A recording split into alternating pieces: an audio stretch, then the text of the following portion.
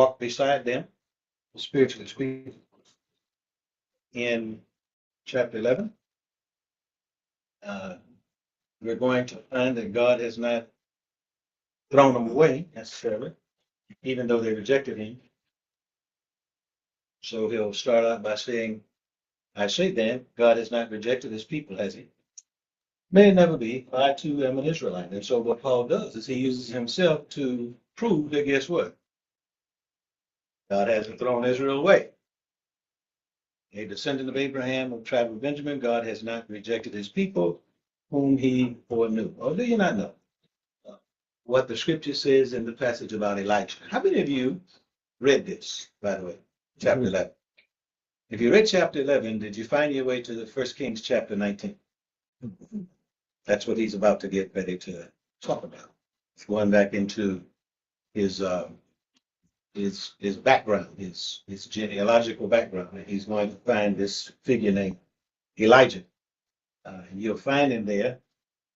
For all of you that don't know who Jezebel is, she's not a hooker, even though that's what Fred Sanford leads you to believe. She is a figure in chapters 15 through 19. So you might sometimes you guys get a chance, you can read it. But anyway, Elijah has gone to war with some folks and he's done some damage to some folks. And she's angry with him because he has left them desolate. And she makes a promise. She makes a promise to Elijah that she's going to kill him. He's going to die the same way that the ones that he killed died. So he went on the run and he found himself in Beersheba. And he found himself in a cave and he went to sleep. And an angel came to him, woke him up, fed him twice. And he went back to sleep. And then he had a real conversation on the way with God. And God told him that he was going to have 7,000 men on the ready after Elijah had done some other things by appointing some new kings and so forth and so on. All right. So he uses himself and his past to make sure that they understand that even himself was saved by grace, that God not abandoned them. And so when God made choice among the Jews, he also gave them grace. What is grace? What is grace?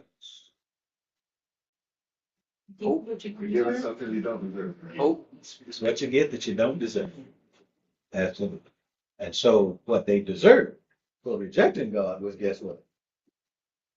God's tightening up his belt on him, but he did. So he kept it. Drop down to verse number 6. I can tell y'all didn't read this, by the way. But if it is by grace, it is no longer on the basis of works. Otherwise, grace is no longer grace. What then? What Israel is seeking, it has not obtained, but those who were chosen obtained it. And the rest were hardened, just as, and he's going to go into Isaiah 29 in the next couple of verses. So you hear me say this often, that salvation you can still have without the old scriptures, and that's true. But the new scriptures will always have some allusions to the old, because in 15:4 he'll tell you, that those things that were written for our time were written for our learning, so that we through patience and comfort of the scriptures might have some hope. So in other words, if we can learn what Elijah did, if we can learn what Israel did, and we cannot do those things, then those lessons will bring us, guess what? Hope, not salvation. Hope. Hope. All right. So who's it? Everybody along with me? Mm-hmm. I'm gonna skip over that because we know, at least I hope we know, that we are saved by grace and not works, right? Yeah. Everybody understand? Mm-hmm. Okay. So if we understand that, then why are heads so hard? See, that's what y'all get, right? Mm-hmm. That's what y'all get. But 7 through 10 is going to address that. And I think we look somewhat, if not exactly, just like Israel. And so he goes on to say, what Israel was seeking, they didn't what? They didn't get it. But the one who was chosen, guess what? God had it. So who was the one chosen? Who was the one chosen? They got it. The one that got it. Let me read it again. See, you ain't got to guess. All you got to do is read. What Israel is seeking, it has not what? Obtained. But those who were chosen obtained it. Yeah. And the rest were hardened. Who obtained it? They were chosen. Y'all ain't getting away like that. Even though what you're saying is true, that you ain't getting away like that. Because you missed a point 6 chapters ago. And I tell you this all the time, it's gonna keep coming up. It's gonna keep coming up. He's gonna keep referring to it. That's what makes it so difficult to refute scripture. It keeps fulfilling itself and it keeps interpreting it on itself. So if Israel was the one that rejected him, and they were chosen, but even though chosen, they didn't guess what? Get what they were after. Who else was chosen? The ones who seek after God. Another name for them. Sure. The Gentiles were not an afterthought from God, by the way. They were in God's grace plan all along. God just gave preference to Israel so that Israel could become our Homeland. schoolmaster. So they could become our example as to what not to do. Okay? So he said, just as it's written, again, Isaiah 29 and Deuteronomy 29 is where he's at. God gave them a spirit of stupor, eyes to see not, and ears to hear not, down to this very day. And David says, let their table become a snare or a trap, stumbling block, retribution to them. Let their eyes be darkened to see not, and bend their backs forever. I say then, they did not stumble so as to fall, did they? May it never be. But their transgression, salvation has come, but by their transgression, salvation has come to Jews. In other words, Israel wasn't completely done away with. Just as Elijah wasn't completely, guess what? Done away with, although when they began to war, a lot of his soldiers died, but God told him he was going to have, guess what? 7,000 men waiting later, after the other 2 kings that he appointed had gone and killed off the other ones that were trying to kill him. You have to read all of that to get there. And so he's saying the same thing here, is that the Gentiles will become, guess what? Don't use the number, because the number is not relevant. They will become what in 1 Kings 19 is the 7,000. They'll become the remnant. Okay? And so Israel will only have a handful, right? And the Gentiles will take over where Israel should have had their footing, but they didn't. All right, so he says, now if their transgressions is riches for the world and their failure is riches for the Gentiles, how much more will their fulfillment be? Now this is where it gets somewhat difficult for the average man. He says, but I'm speaking to you who are Gentiles, inasmuch then as I am an apostle of Gentiles. I magnify my ministry. If somehow I might move to jealousy my fellow countrymen and save some of them. What is Paul trying to say?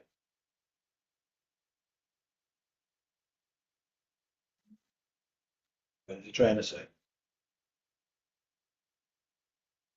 He was still going after his people. Can't hear you. He was still going after some of the Jews. Read it again. He said, I'm apostle of Gentiles. I magnify my ministry. If somehow I might move to jealousy But he's trying to save his own. my fellow countrymen and save some of them. So what does he really say? His mission was to do what? Save his own people. His mission was to do what? To go preach to the Jews. His mission was to preach to the Gentiles. Right. What he really wanted to do was, guess what? Preach to the Jews. Save his own. Mm-hmm. Why does he say that? Because God promised the what?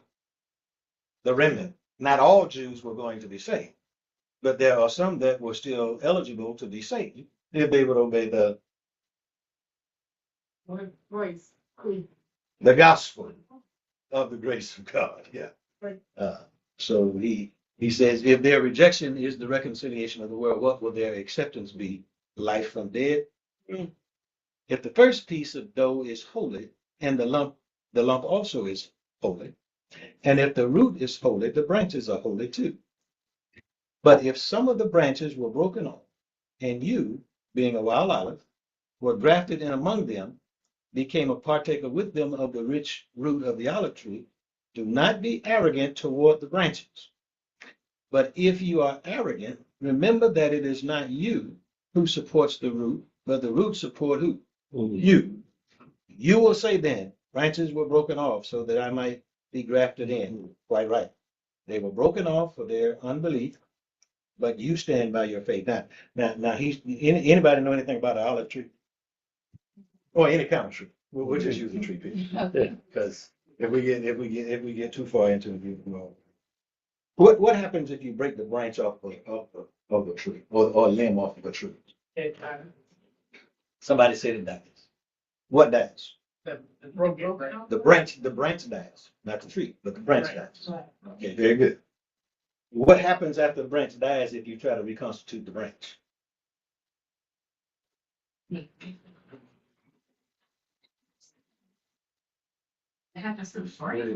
Hmm? The dead branch. The dead branch. If you try to regraft it? You can say regraft it. But that would be technically not what I'm asking, because when you get to that, that's talking about something else. But what I'm asking is, if you take a dry branch that you've broken off of a tree, all the life is gone out of it, you put it back in water or you put it back in the ground, whatever. Still stays dead. Why can't you resurrect it? Why can't you resurrect life? It's separated from the part that gives it. It's separated from what? He says it right. From the root. It's already separated from the root. When Israel was separated from the root, they became the guess what? The branch. The Gentiles were not a part of the root.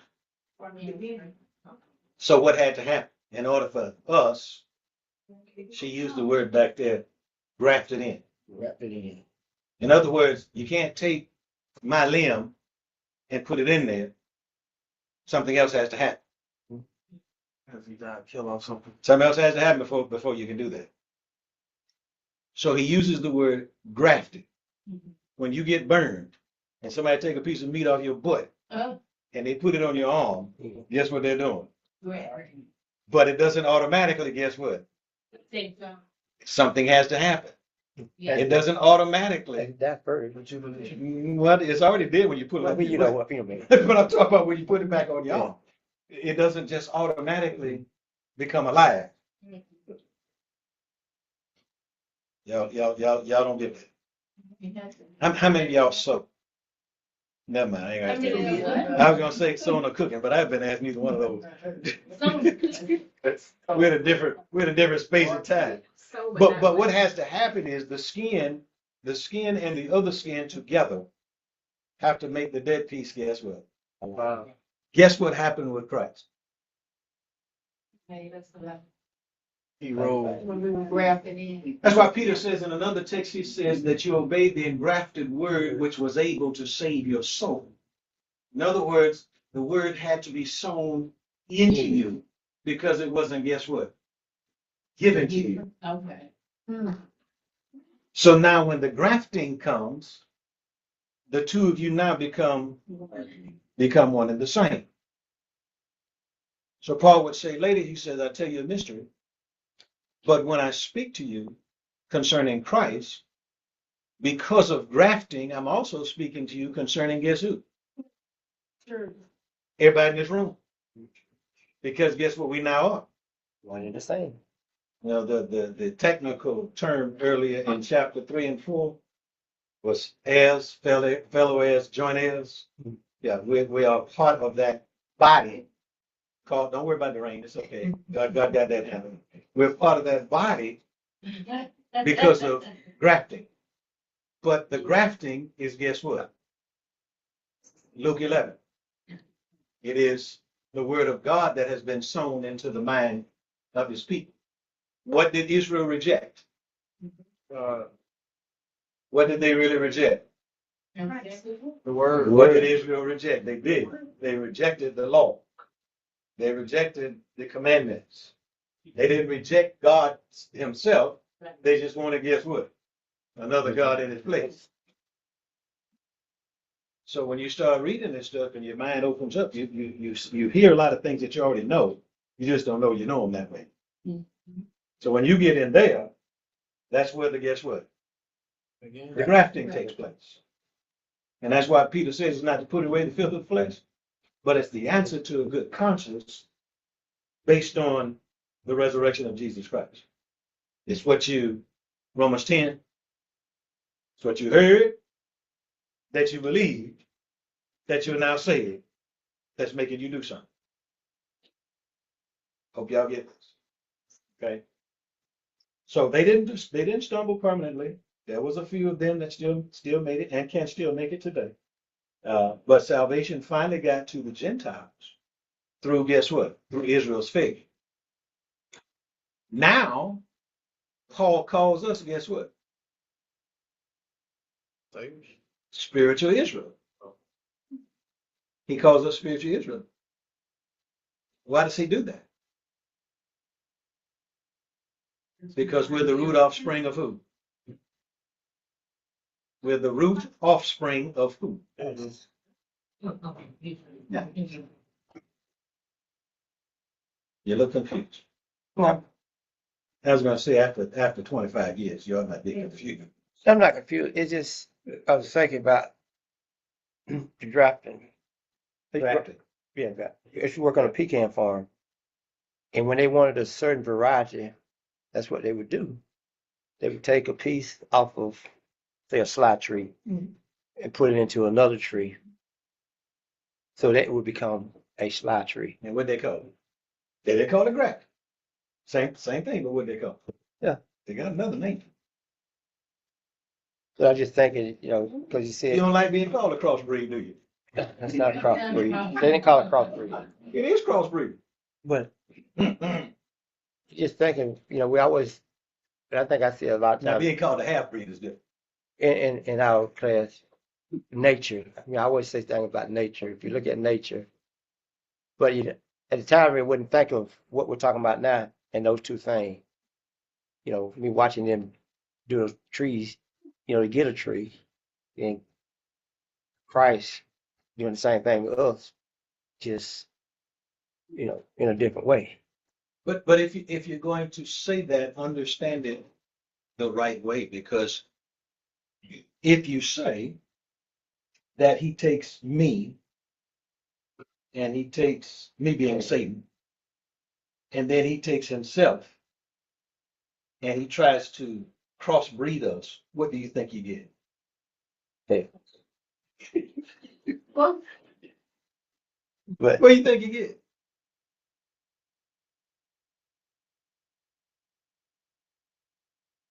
This is not that hard, y'all. I don't know why y'all look like that. Y'all made me want to go. oh, I don't know what you said. What do you get? taking You certainly can't get what Israel couldn't get either. Because good and evil can't guess what? being the same They place. can't stay in the same place effectively. They can't do it. So you'd be in the same position that Israel was in when they were trying to obtain something couldn't get. So you got to be careful how you say that, is all I'm saying. Not that the principle is not right. You have to be careful. Because what the grafting is the word that's overtaking, guess what? Your word. His thoughts overtaking your thoughts. His ways overtaking your ways. That's where the grafting takes place. You start looking for the lamp instead of the darkness. That's what the psalmist said. There's a light. And no? Okay, but that's going to be just a boring night. So let's get back to verse 17. Ma'am, I'm sorry. Well, she has something to say. Okay, question, since you're not saying. So initially, when you said about Israel and us being spiritual Israel, Yes. so my understanding with that was because Israel was initially chosen. and they didn't follow God's rules, and they wandered, and so now Christ comes into play, and then so us as believers, we become spiritual Israel, and now grafted. You can take the longer route, but the reason that Paul said that like that is because in God's foreknowledge, Israel was never a nation. It was a people.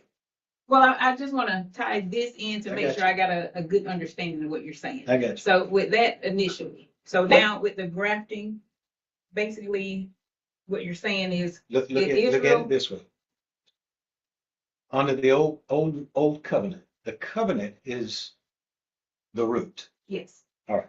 So you got the old covenant, you got the new. yes, One root here, mhm, nation of Israel. yes, One root here, spiritual Israel. yes. All right. You got branches Mhm. over here. Who were they? Unbelieving Jews. Okay. You got branches over here. Who were they? Gentiles? Unbelieving Gentiles Oh, unbelievable. in the beginning. So now the two, after Jesus does what he does, have to become, guess what? Mhm. One.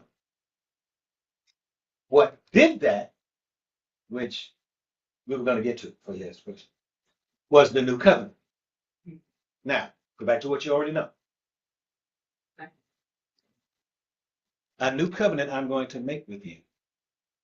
Not like the one I've had with your fathers, which one you broke. But this covenant that I'm going to make with you, I'm going to change the word. Engraft my ways on your inner parts and in your heart. You will be my people, I will be your God, so forth and so on. Yes. So he's pointing toward, guess where? To Christ. He's pointing to Christ. And the covenants are different. What he required of it, of nation of Israel, he doesn't require of us. But grace covered both of us. All right? But the way that grace covers me ain't the same way grace covered them. Grace covered them by way of God's apology. Grace covers me by way of my acceptance and obedience and subsequent grafting by way of baptism. So you got the covenant, you got the branches, you got the roots, which is the covenant, you got the branches, which is unbelief and belief. All right. So what he does with my unbelief is turn it into, guess what? One side, hear it, Oh, to hear it, speak it, believe it, hear it, believe it, speak it, say it, say it. do it. And then he says, how beautiful are the feet of those who bring glad tidings of good things.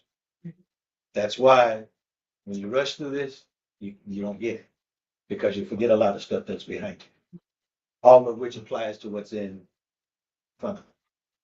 So hope that helps. Yeah, I just want to make sure I was on the right track. Yeah. And But you got to remember thinking the this right too. thing. In the foreknowledge of God, he always had in mind, guess who? All people. Never forget that. Just everybody, not just All people. Christ and redemption. It was the Jews that were boasting and bragging and doing all of what they're doing through their misunderstandings. But God always intended for, guess who? For all men to be redeemed or to be saved. Genesis 3:15. Do you think that's probably why they were so disobedient? Because they knew they were chosen? Some of it could be. I wouldn't doubt that at all. Because look at us. Think about it sometimes. We get beside ourselves. And I'm going to make a true statement, which everybody may not like.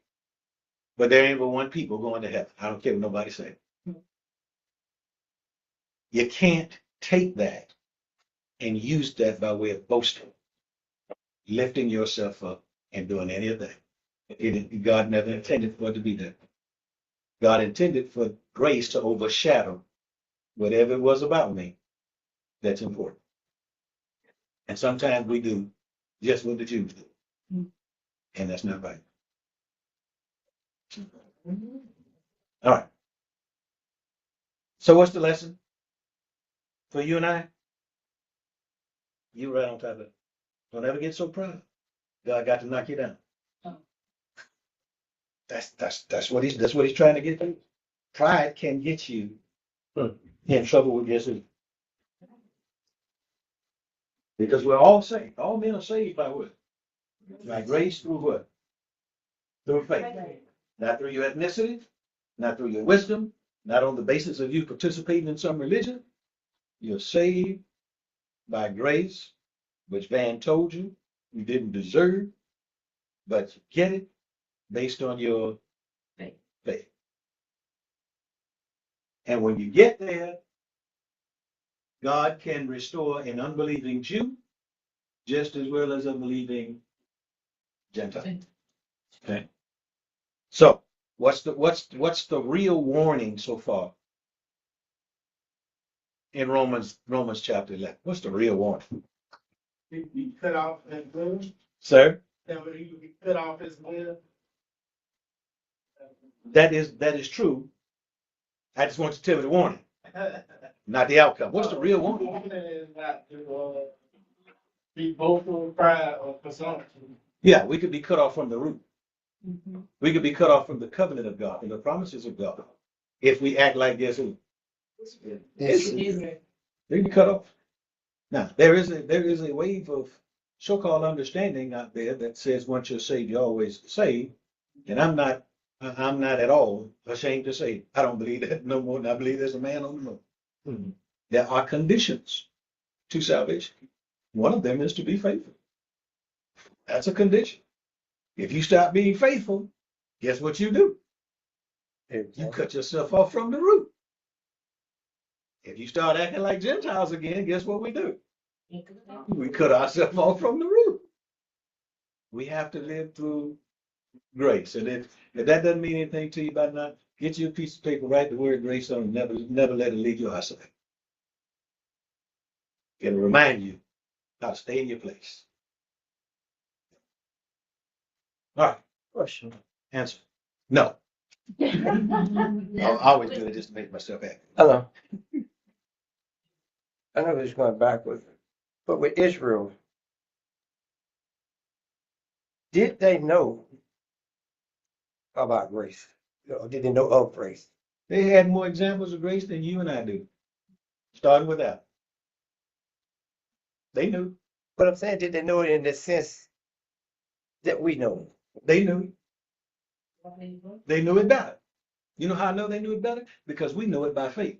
They knew it by visible evidence. When Adam and Eve did what they did and were naked, God had to kill an animal, put clothes on. So it's not that they didn't know. All along you see it. They saw it.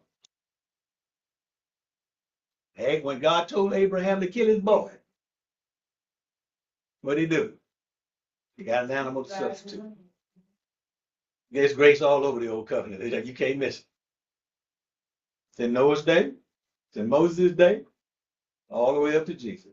The only thing we know about grace is that Christ died, guess where? In our place. And we do that by guess what? Faith, because we didn't see it. But we believe it on the basis of trusting God's sovereign word.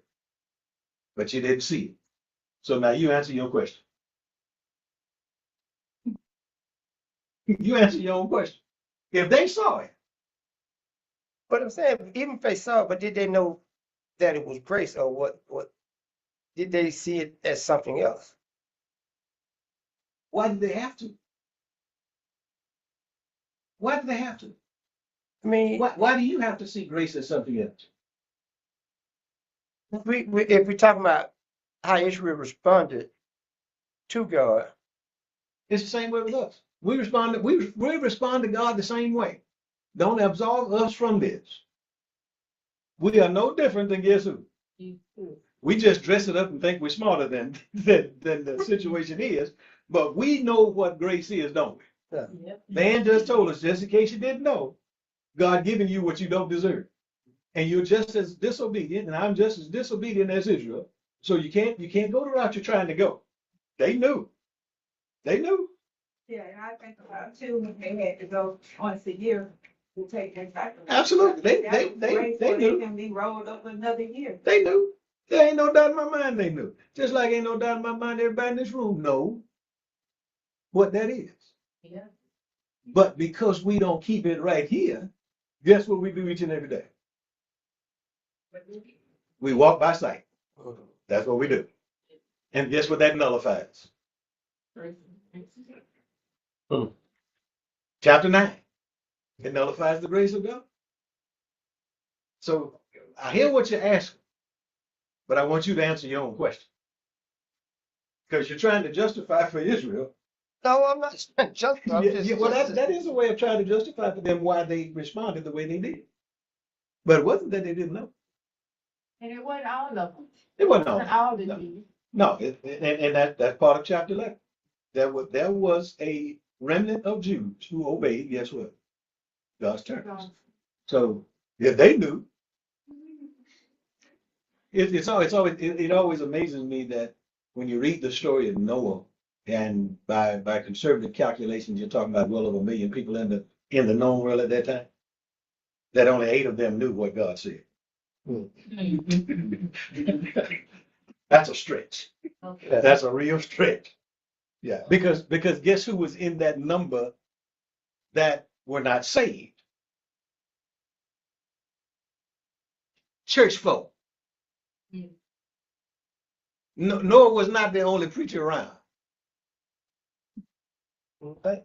So I'm just saying.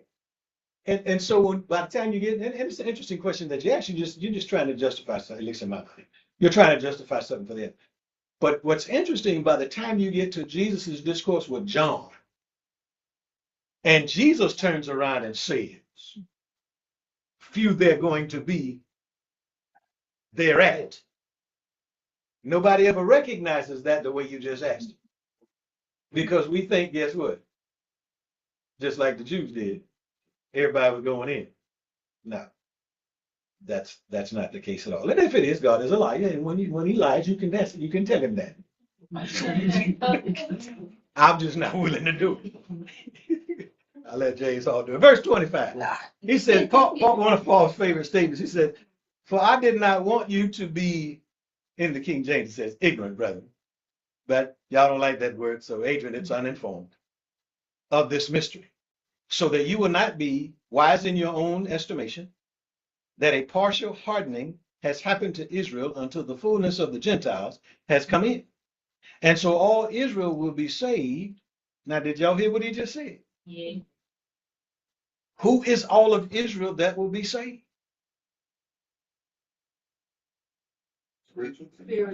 And that's true. But in the context of where he is right now, he is before the cross, just about. He's saying something.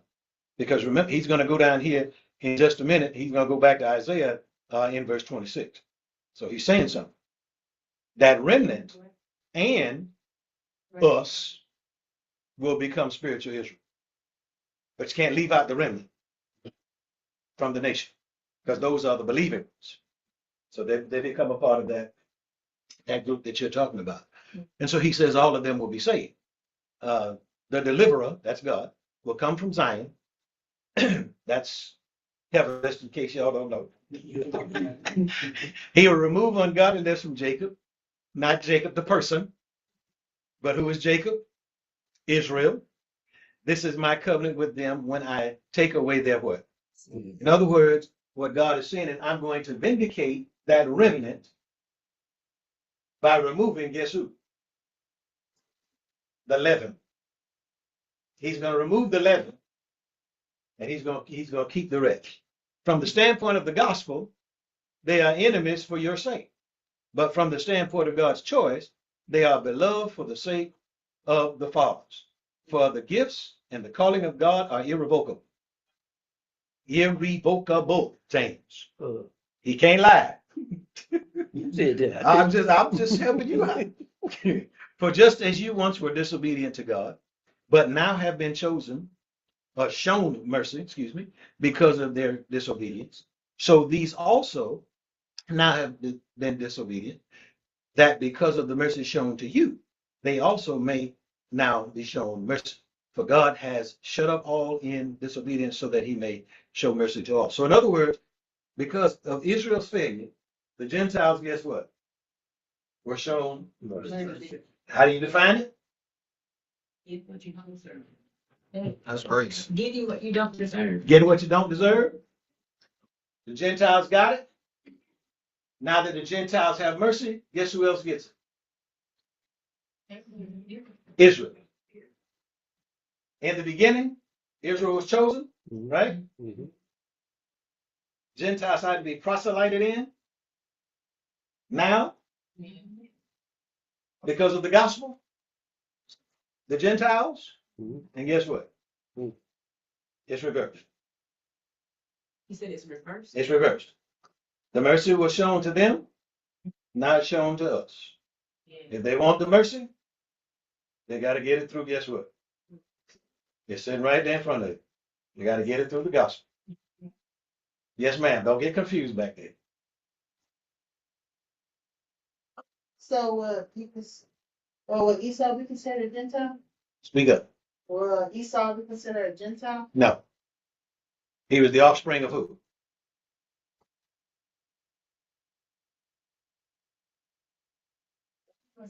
Name start with an I, end with a C.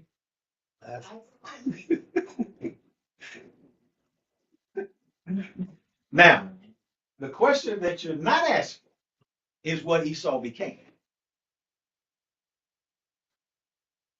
But it was not because of his genealogy.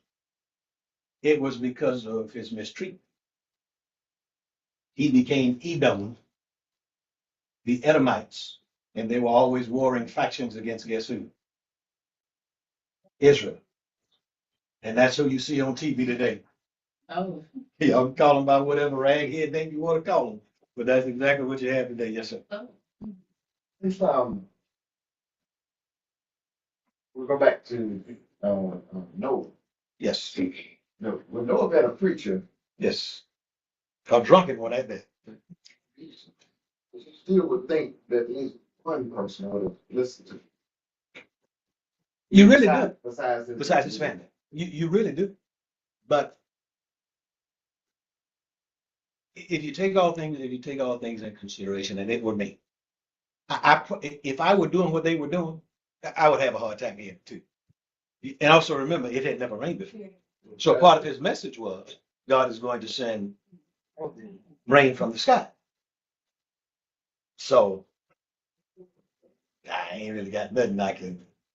It never rained. But I was over there messing with all of them other things and doing all kind of riotous stuff that I was doing.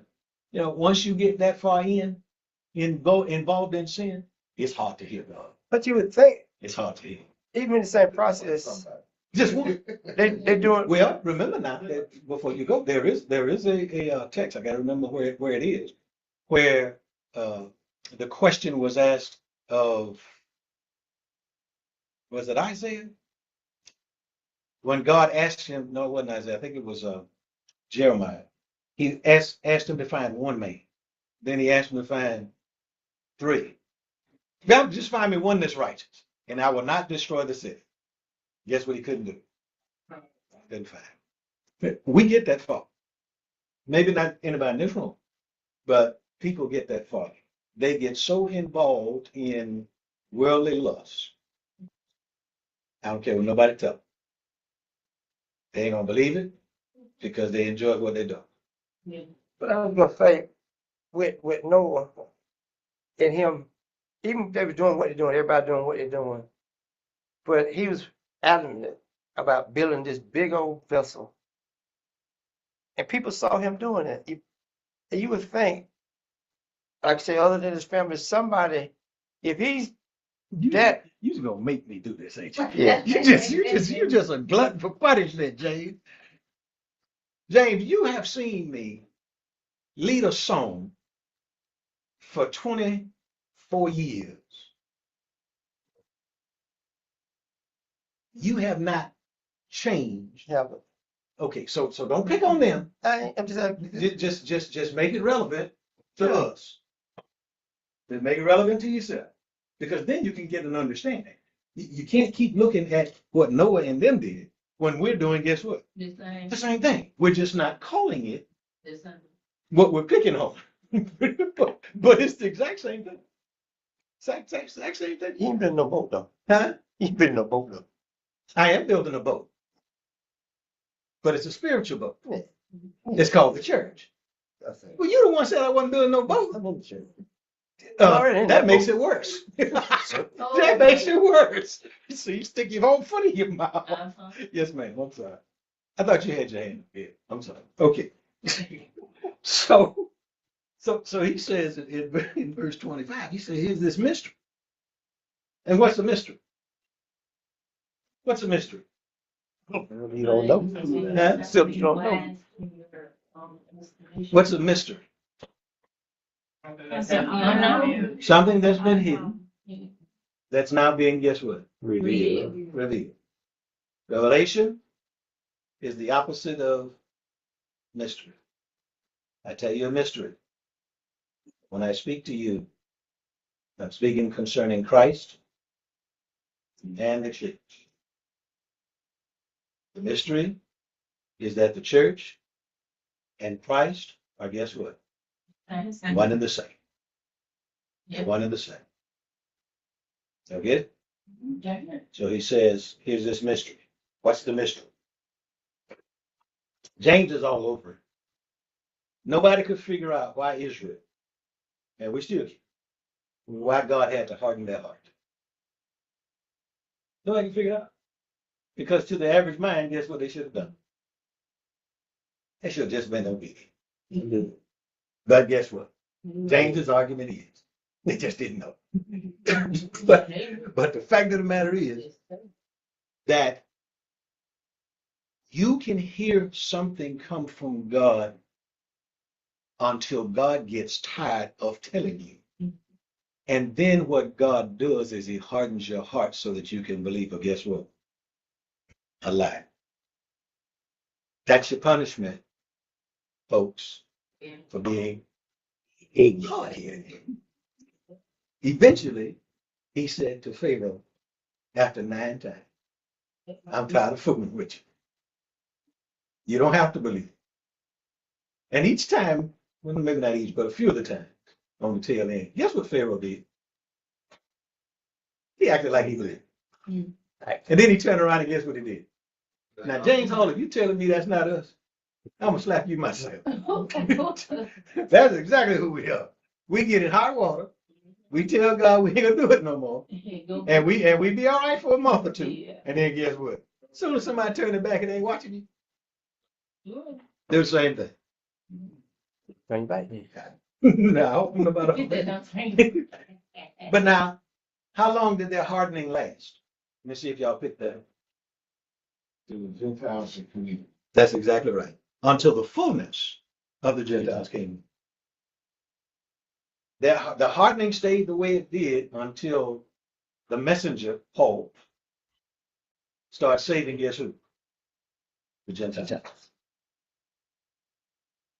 See, that's why when you're in the book of Acts and you're studying the book of Acts and you see all these letters that Paul had written, they're actually written in the book of Acts. You just don't know it. But you got all these problems going on, like the Jerusalem Council, for example, because now you want the Gentiles to be circumcised when God didn't want them, didn't require that of them. You got all this stuff going on. That's why. Their head is just, guess what? Oh, It's just hard. And somebody got to soften the blow, but the blow is softened by the gospel. That's what softens do. All right. And so everybody that's softened, are going to be saved. Right? All right. So what does that mean? What does that mean? What does that mean? What does that mean to you? Because that's really what I'm asking. Everybody who accept God, say, all the ones that accepted him are the ones that got softened. Say it again. All the ones that accepted like God, they got softened. They're the salt. I guess in some way you can apply that because all of our hearts have to be softened before we can accept biblical truth, yeah. But that's not what I'm thinking of.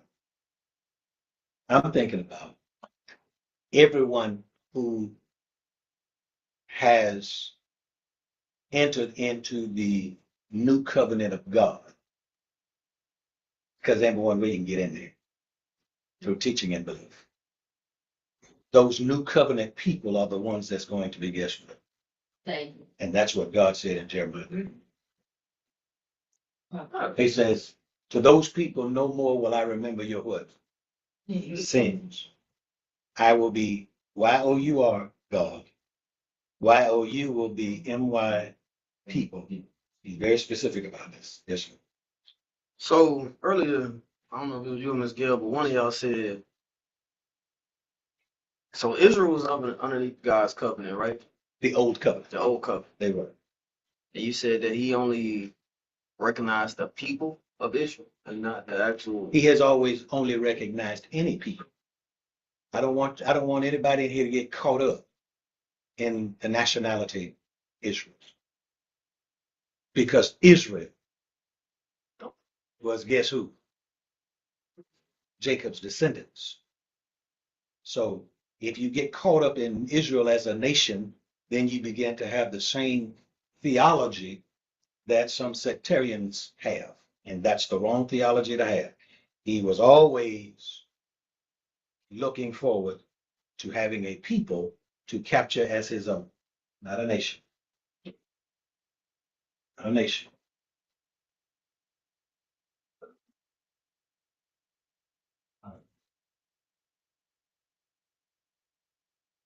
Verse 28, and we'll close in 28, 29, 30. He says, from the standpoint of the gospel, we read that. So Paul concludes by saying, both Jews and Gentiles were once what? Disobedient. But God showed them what? Mercy. He showed mercy to both the Jew and the Gentile. Now, no one earns salvation through works. Everybody's salvation depends on guess what? Grace of God. Everybody. So finally, he closes the chapter by using terms that celebrate God's wisdom, his knowledge, his sovereignty, his reign over people, and his eternal glory. He says, for him and through him and to him are all things, to be the glory forever. Amen. In other words, everything begins with God. Everything what? Is sustained by God. No, don't end it yet. Don't end it yet. We're still in the middle somewhere. Yeah. And ultimately, everything exists for the guess what? For the glory of God. And if that's not why we exist, we are existing for the wrong reason. Now, what's interesting is when he gets finished with that, is when he says, therefore, I urge you, brothers, based on what? Mercy. On God giving you something you guess what? Didn't deserve it. To do what? Present your body as a what? Living. Why not dead? Because Jesus said that once you break the branch and it dies, you bundle it up and throw it in the fire. It ain't no good for nothing. So Paul said, you need to be a living sacrifice, holy and acceptable to who? Your next door neighbor. Your mama, your daddy, your Negro in the alley, your doctor. Y'all know that song either, do you? Well, y'all so young. Y'all so young. It's the Pusher Man. Y'all so young. Anyway. I know that part. Oh, you know that? I know that part. Oh. That's an old song. I wasn't even born. Of course you weren't. But everybody, he says, has to present themselves before God holy and acceptable, which is what? Your spiritual service of worship. Now, he's talking about something different than anybody. So if you're smarter than me and you connect Romans chapter 12, what we're doing there, I appreciate that. Y'all teach me and show me how you do that. Because what he's doing with therefore is coming off of chapter 11 and what's going on in chapter 11. And what went on in chapter 11, Ivan said, God showed mercy to me and God gave me grace. Now, because of that, therefore, I need to present myself back to God how? As an acceptable vessel. How do I do that? I do that through my spiritual service. Two things that stand out in my mind. One, I don't brag. Two, I don't disobey God as a practice. Let me make sure I get that in there, Adrian, because I see you. All heathens look at me when I say this. As a practice. Because God, because of grace, guess what God has already taken into account? Human faith. That's why it should be easy for us to make this presentation. Because no matter what I do, guess who's got it covered? When you understand this correctly, you stop walking around feeling guilty and acting. Acting. He says, don't be conformed to the what? To the cosmos. Don't do what who did? Israel. Don't do what they did, but be transformed where? In your mind. When God comes to write his ways on your inner part, get out the way and let him do it. Because that's when, guess what? The transformation is going to happen. Then you're going to start looking like guess who? Then you'll start looking like guess who? And what I always like about this is he says, the reason that you need to do is so that you can prove something to God. Yeah. The way that God proved something to you. God proved to you that he loved you so much that he wasn't willing for you to guess what? Die for all the bad things we do. Now, how do you repay him for that? You can't do it through works. Because you're saved by grace through faith, but you spiritually work because you are saved by grace through faith. So the way you prove it is in how, as Van said, how you perform your spiritual service. Now, is that going to be different from everybody in this room? I think it will. Because I think really something he's not saying there that you may take it into consideration in your faith and team is each one of us have different talents. Now he doesn't specifically say that, but I believe if I were the Apostle Paul, that would be in my mind. Because guess what you can't do if you don't have it? You can't do it. For example, I can't go into a nursing home and give nobody a shot or take some blood from somebody. I'm gonna be in the bed. I don't have that talent or that gift. And I don't have that ability. Can I go stick a needle in somebody's arm? Sure. But it's going to be the Philippians chapter 3 needle. It's going to be the jagged edge like Edward Scissorhands. You don't want me.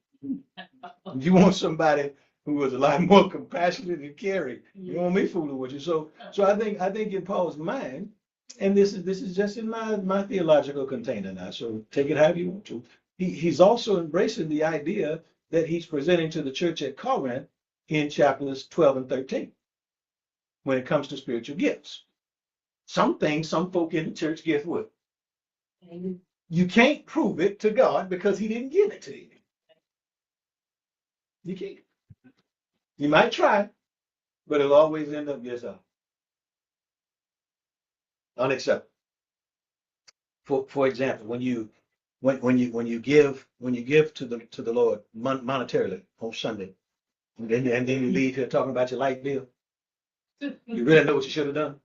Yeah, you really should have, because whether you keep it or whether you give it, you're gonna end up in the same spiritual spot.